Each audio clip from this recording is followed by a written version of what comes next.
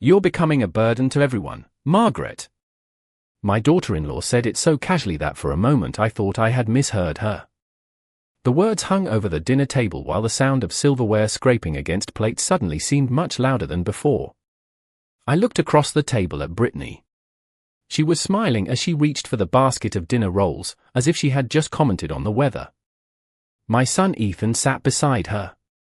He lowered his eyes and took a sip of water. He didn't defend me. He didn't tell her she was wrong. He didn't say anything at all.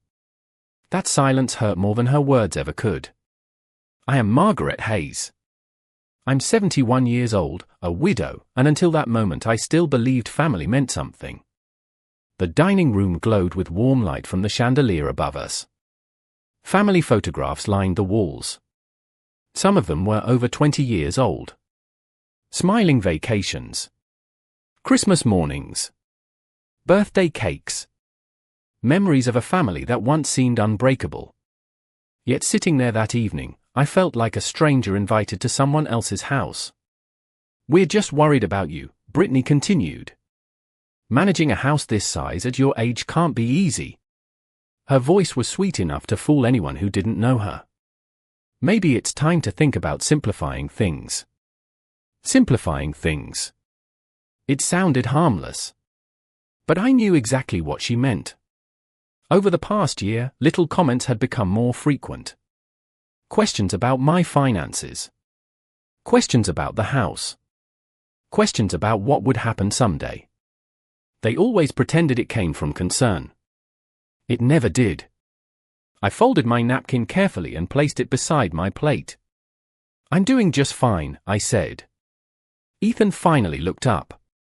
For a second, I thought I saw guilt in his eyes. Then Brittany placed a hand on his arm, and the moment disappeared. "Nobody's saying you're not," she replied. "We just think there might be better options." Better options. I nodded slowly.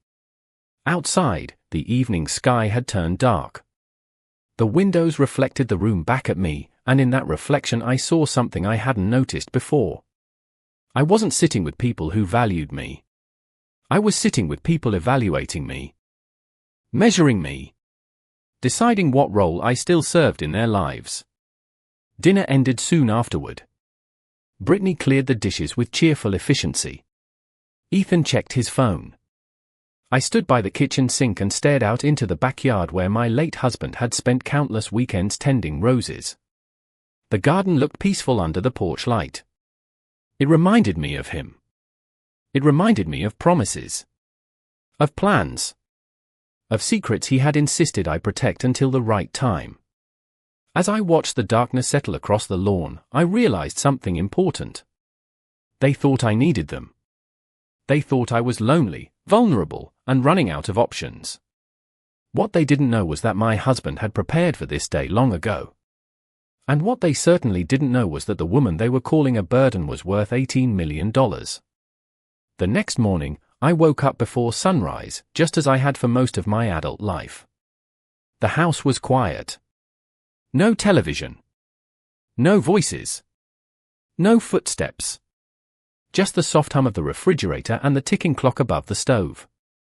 I wrapped my hands around a cup of coffee and sat at the kitchen table where my husband, Robert, and I had shared breakfast for nearly 40 years.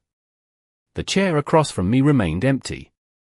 It had been 3 years since I lost him, but some mornings the silence still surprised me. Outside, a thin layer of morning fog rested over the backyard. The rose bushes looked smaller than I remembered. Or maybe I was the one who had changed. After dinner at Ethan and Brittany's house, I could not stop replaying every word in my head. Not because Brittany had called me a burden. What troubled me was how easily she had said it. As though she had been thinking it for a long time. As though she assumed everyone at the table already agreed. Including my son. I finished my coffee and began my usual routine. I watered the plants near the front window. I checked the mail. I folded laundry. Simple things. Familiar things. Yet everything felt slightly different now, as if someone had quietly moved the furniture in a room I knew by heart. Around noon, my phone rang. It was Ethan.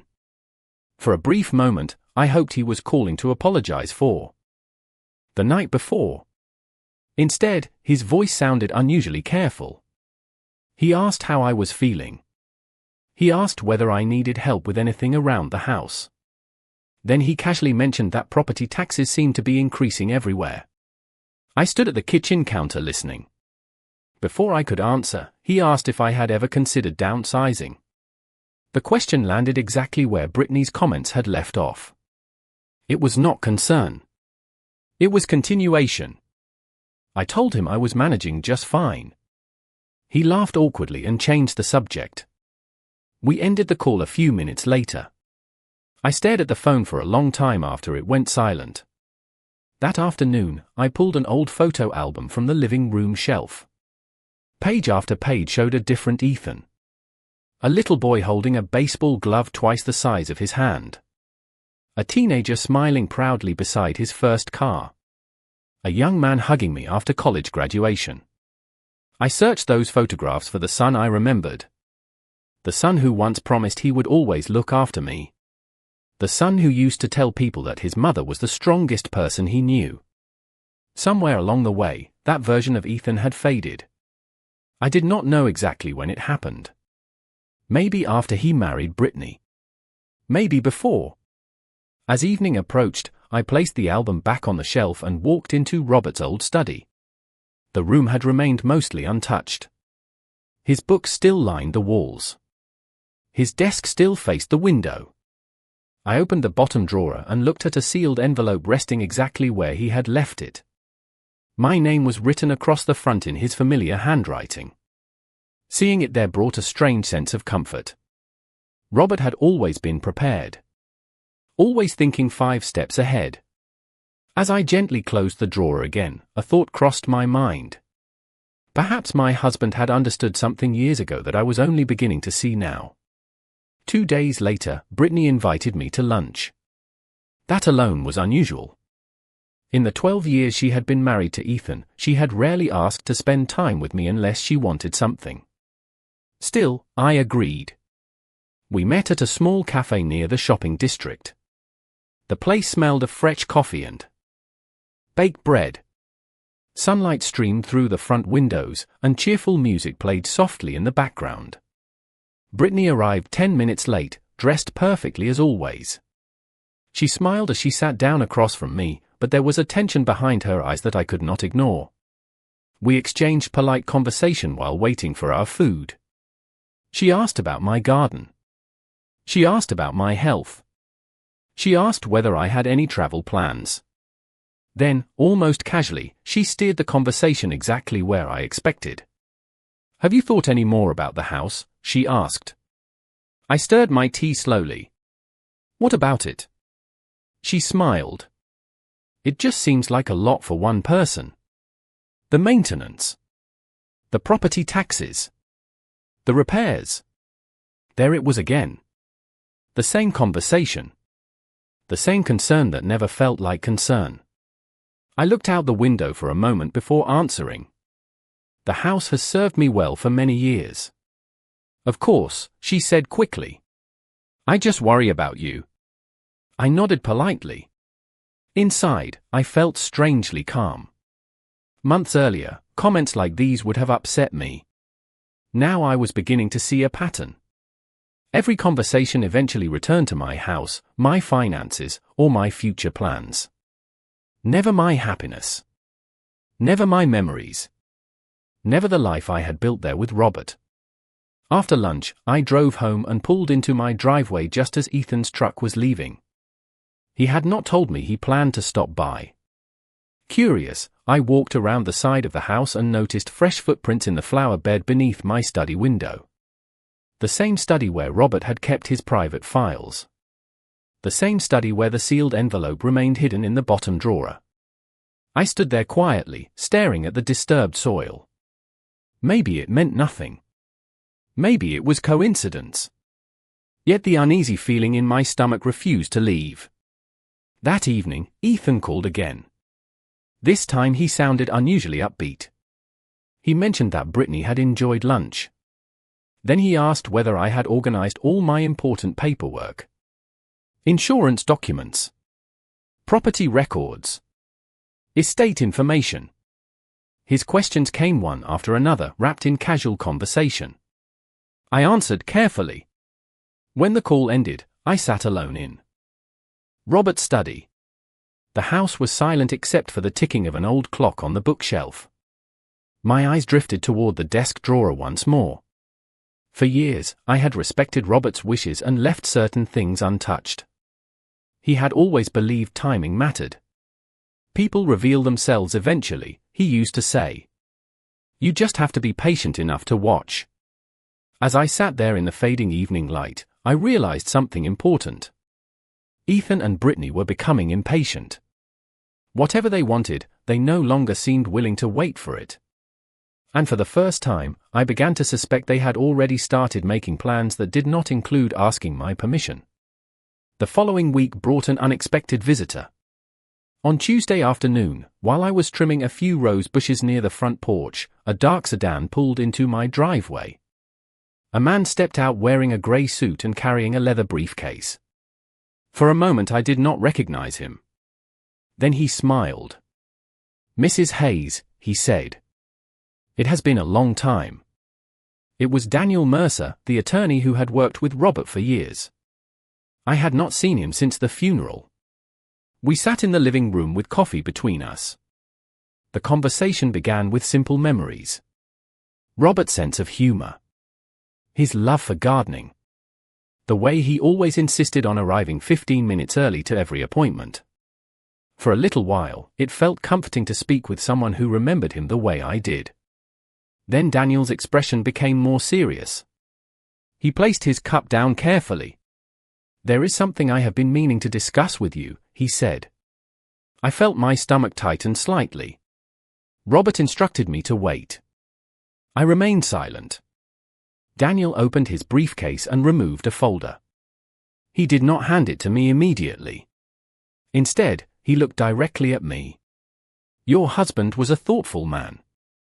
He believed in preparation. He also believed that character reveals itself under pressure." The room suddenly felt very still. Outside, a breeze moved through the trees. Inside, neither of us spoke for several seconds.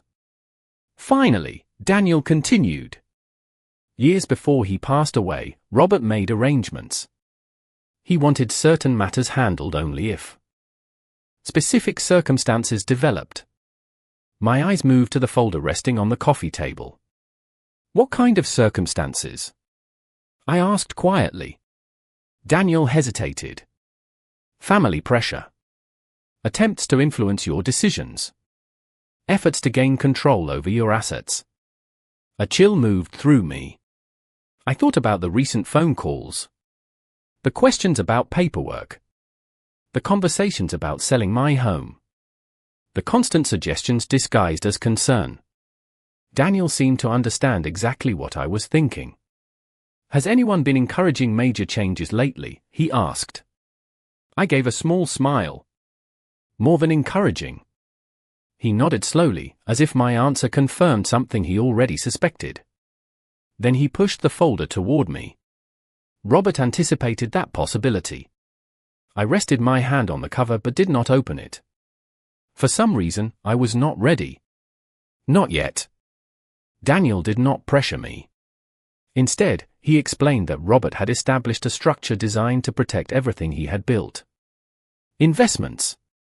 Property interests. Financial accounts. Long-term holdings. The details remained inside the folder, but one thing became very clear. My husband had not left anything to chance. Before leaving, Daniel stood near the front door and turned back toward me. "Robert trusted your judgment completely," he said. "Whatever happens next, do not let anyone rush you." After he drove away, I sat alone in the quiet house for nearly an hour. The unopened folder rested beside me on the sofa. As evening approached, my phone buzzed with a text message from Ethan. He wanted to schedule a family meeting later that week. According to him, there were some important decisions everyone needed to discuss. I stared at the message for a long moment. Then I looked down at the folder. For the first time, the pieces were beginning to fit together. And the picture they formed was not flattering for the people I had spent years trusting. The family meeting was scheduled for Saturday afternoon at Ethan and Brittany's house. During the days leading up to it, I thought often about the folder Daniel had left behind. Eventually, I opened it. Inside were pages of legal documents, investment summaries, letters, and instructions prepared by Robert over many years. I spent hours reading everything carefully at the dining room table. Some pages made me smile because I could almost hear his voice. Others left me sitting quietly, staring out the window. Robert had seen possibilities that I never wanted to imagine. He had prepared protections not because he distrusted me, but because he understood human nature. By Friday evening, I knew enough to realize one thing. Whatever Ethan and Brittany believed about my situation, they were operating with incomplete information. On Saturday, I arrived exactly on time. Brittany greeted me warmly at the door. Too warmly. Her smile appeared polished, almost rehearsed. Ethan seemed nervous. He kept adjusting his watch and glancing toward his wife. We gathered around their kitchen table. Coffee was served. Small talk lasted less than 5 minutes. Then Brittany opened a folder of her own. "We have been doing some research," she began. "There are some wonderful retirement communities nearby." I listened without interrupting. She slid several brochures across the table. Beautiful buildings. Landscaped grounds. Organized activities. Everything presented perfectly. "Many people your age find it much easier," she continued. Ethan nodded beside her. "It might help reduce stress, Mom." Reduce stress. The phrase sounded familiar. Everything they suggested seemed designed to solve problems I had never complained about. Brittany pointed to photographs of apartments and community centers. She explained meal plans, transportation services, maintenance support. Then she casually mentioned that selling my house could provide flexibility. There it was again. The house. Always the house. I folded my hands calmly. "You have clearly spent a lot of time thinking about this," I said. Brittany smiled. "Because we care." For a moment, nobody spoke. Then Ethan leaned forward. "Mom, we are only trying to help." I studied my son's face. He looked sincere. That was the difficult part. I no longer believed he was acting out of cruelty. I believed he was allowing someone else to shape his thinking. The result, however, remained the same. They were making plans for my future without first asking what I wanted. I glanced down at the brochures spread across the table. "What if I am happy where I am?" I asked quietly. Brittany's smile faded for half a second before returning. "We just think it is important to be realistic." Realistic. Another carefully chosen word. I nodded thoughtfully and allowed the conversation to continue. For the next hour, I listened far more than I spoke. That turned out to be useful. People often reveal more when they believe they are winning an argument. By the time I drove home that evening, I understood something with complete clarity. Ethan and Brittany were no longer discussing possibilities. In their minds, decisions had already been made. The only thing they were waiting for was my agreement. What they did not realize was that I had already begun making plans of my own. The following Monday, I decided to stop wondering what Ethan and Brittany truly wanted and start finding out. The easiest way to learn about people is not to question them. It is to give them an opportunity to reveal themselves. That morning, I called Ethan and mentioned that I had received an unexpectedly large repair estimate for part of the house. The number was not outrageous, but I presented it as if it worried me. He immediately sounded concerned. Within an hour, Brittany called as well. She asked detailed questions about the repair. How much would it cost? Was it urgent? Had I considered whether maintaining the property still made financial sense? I answered carefully. By the end of the conversation, she had somehow managed to steer the discussion back toward selling the house. Again. The pattern was becoming impossible to ignore. Over the next 2 weeks, I continued my small experiment. I mentioned rising utility bills. I mentioned increasing insurance costs. I even hinted that retirement savings were not stretching as far as they once had. None of it was true, but I wanted to observe their reactions. What surprised me was not what they said. It was what they did not say. Neither of them offered meaningful help. Neither suggested contributing toward expenses. Neither asked what I actually needed. Instead, every conversation returned to the same solution. Sell the house. Simplify your life. Move somewhere smaller. One afternoon, Brittany stopped by unexpectedly. She arrived carrying a folder filled with information about retirement communities. As she sat at my kitchen table, she spoke enthusiastically about amenities, transportation services, and social activities.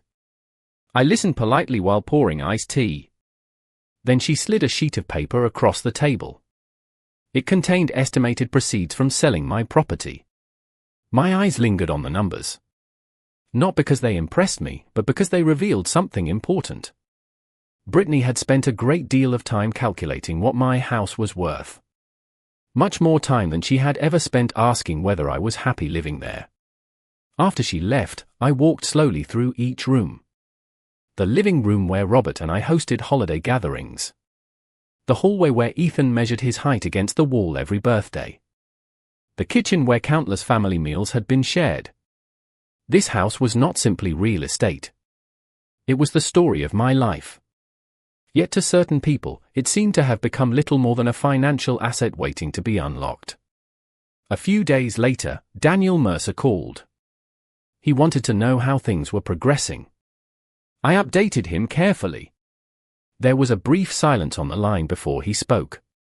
"Your husband always believed patience reveals character," he said. "Have you learned anything?" I looked out the window toward the rose garden Robert once loved. The afternoon sunlight rested gently across the yard. "Yes," I answered quietly. "More than I expected." And as I ended the call, I realized the test was nearly over. Ethan and Brittany believed they were guiding me toward a decision. In reality, every conversation was helping me understand exactly who they had become. By the beginning of the next month, the situation had become impossible to misunderstand. The subtle suggestions were gone. Ethan and Brittany had started speaking as though my future had already been decided. One Sunday afternoon, they invited me to dinner again. The atmosphere felt unusually formal. Brittany had prepared an elaborate meal.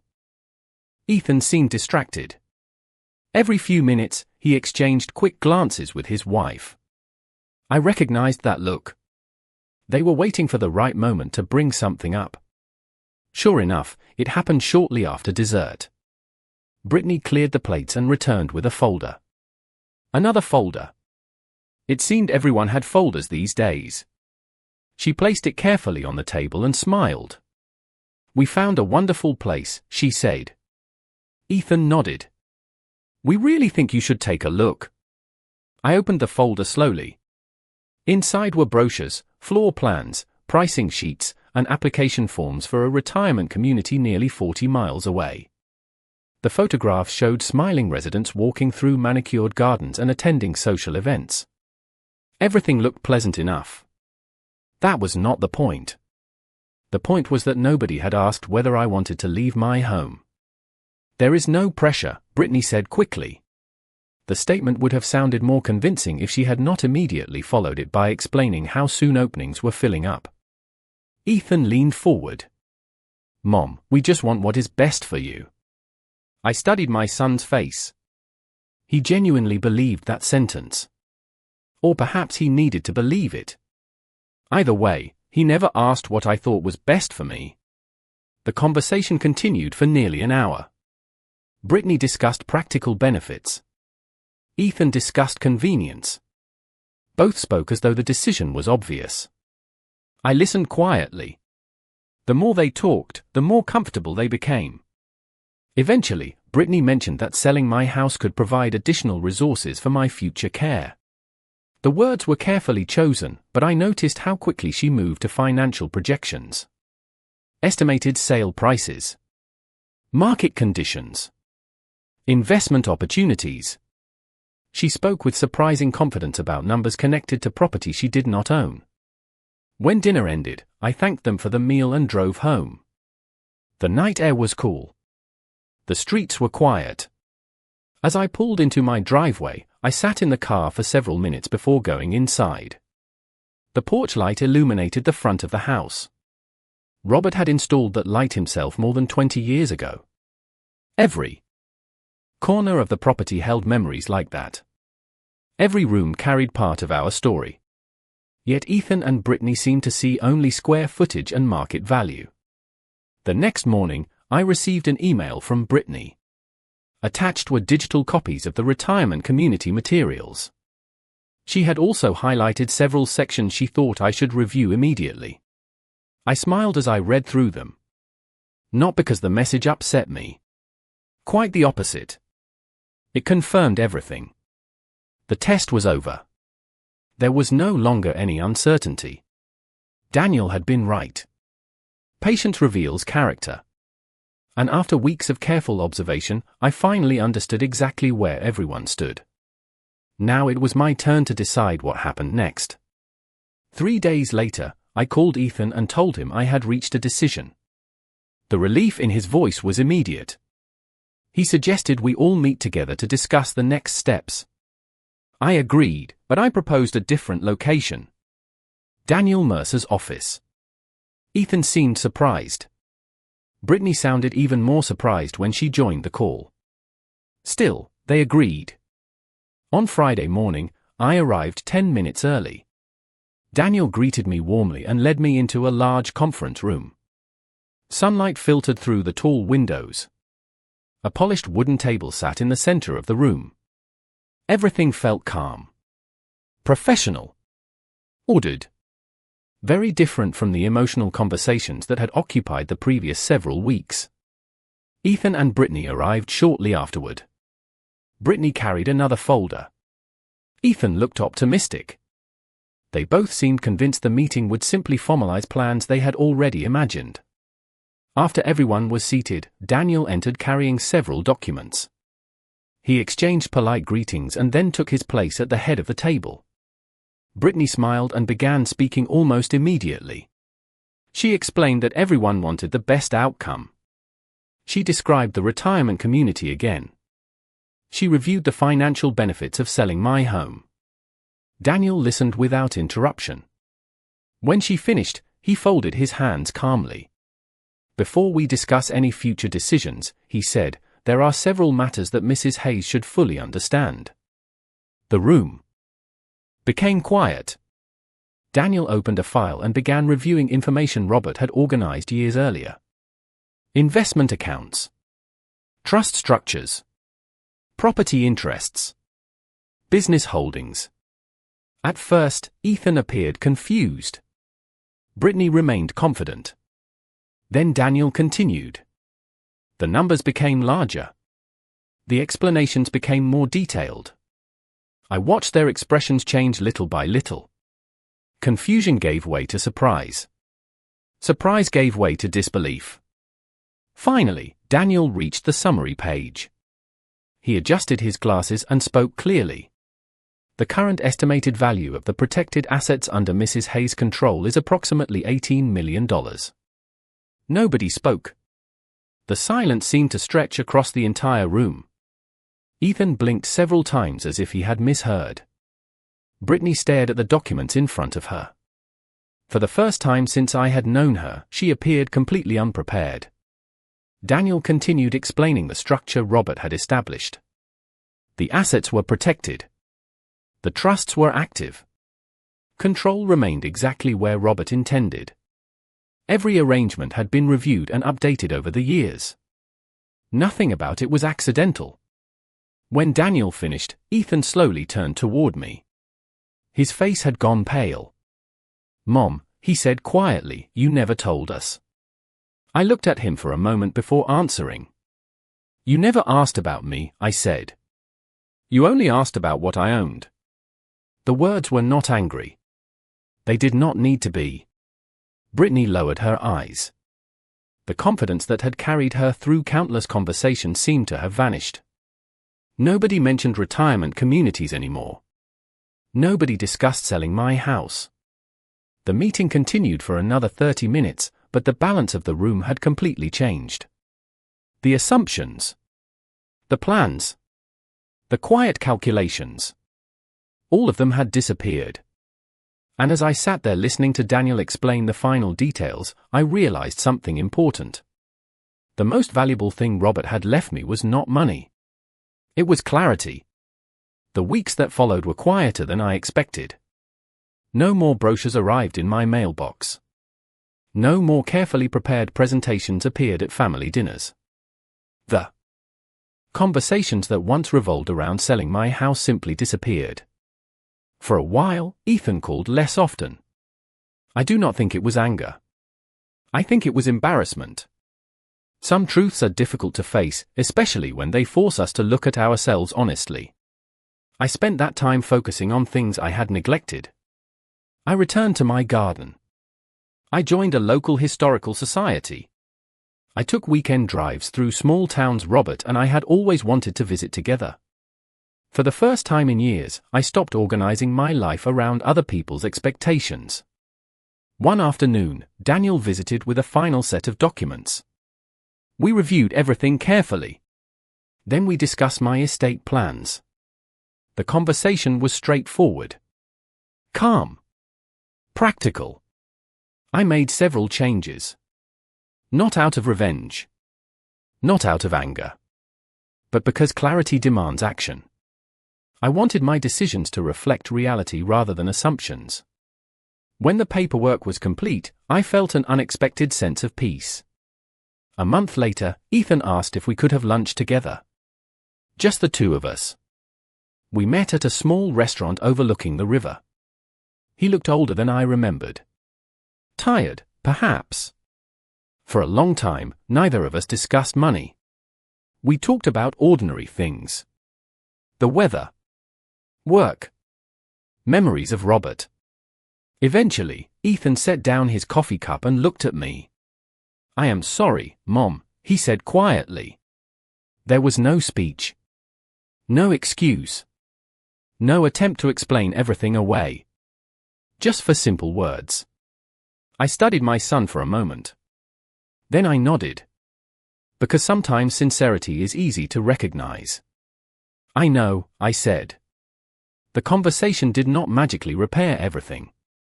Real relationships rarely work that way. Trust returned slowly. One honest moment at a time. But it was a beginning. As for Brittany, she remained polite but noticeably different. The confidence she once carried into every discussion about my future had faded. She understood now that I was perfectly capable of making my own decisions. More importantly, she understood that I had been capable all along. One evening, several months later, I sat on my back porch watching the sunset settle over the rose garden. The same garden Robert had planted. With his own hands. The same house everyone seemed so eager to discuss. A warm breeze moved through the trees. Birds drifted across the darkening sky. Everything felt peaceful. I thought about the past year. The uncomfortable conversations. The assumptions. The disappointment. Then I thought about Robert. About the protections he had created. About the wisdom hidden inside his careful planning. He had not left me wealth so that I could impress people. He had left me freedom. Freedom to choose. Freedom to walk away from pressure. Freedom to see people clearly. And perhaps that was the greatest gift of all. People who see you as a burden will always measure your value by what they think you can give them. People who truly love you never need a balance sheet to understand your worth. As the last light disappeared beyond the horizon, I smiled to myself. The money had changed many people's assumptions. But it had not changed me. What changed me was finally understanding exactly who I was, even when nobody else did.